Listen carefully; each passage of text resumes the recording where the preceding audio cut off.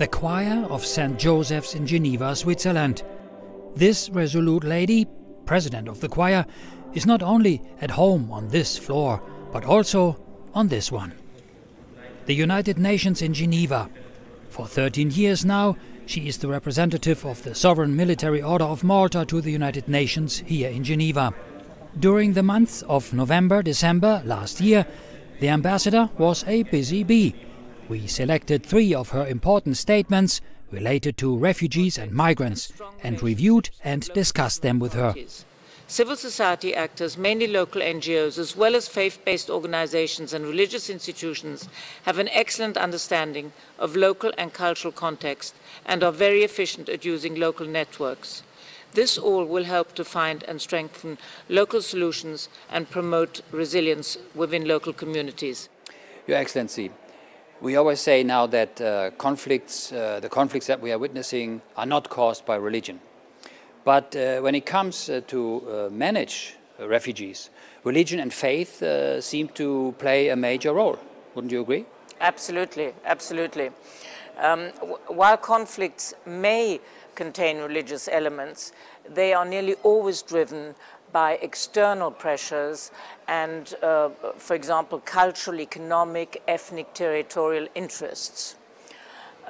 Bearing in mind that 80 to 85% of the world population are affiliated with religion or faith, the vast majority of refugees and migrants, of course, are believers. And this is exactly where humanitarian, faith-based organizations and religious institutions have a very special role to play. Conflict, which in itself is a driver for displacement and forced migration, is a central issue for faith-based institutions such as the Order of Malta, which is a signatory and initiator of the Charter for Faith-Based Humanitarian Action. So, what is the Charter for Faith-Based Humanitarian Action? The Charter for Faith-Based Humanitarian Action was adopted at the World Humanitarian Summit in Istanbul, which was organized by the United Nations in 2016. So, the Order of Malta was instrumental in writing and formulating the Charter? Exactly. We belonged to a large group of religious and faith-based organizations around the world who were being permanently consulted by the organizers of the summit in New York. And also, I must underline, the extremely efficient United Nations Task Force for Religion and Development, which is also based in New York.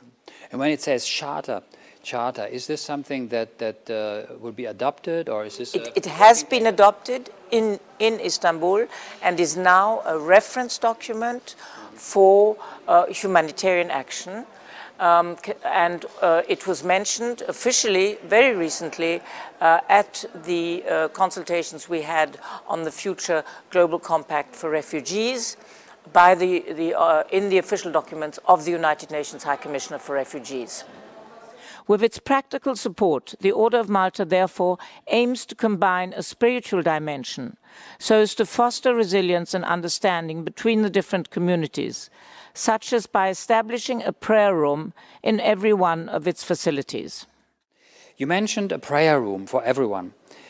Can or does this not cause conflicts, especially when there is fear or even hatred against other religions such as Islam in certain countries? What's your experience with this? Religious freedom is a basic human right, enshrined in Article 18 of the Universal Declaration of Human Rights.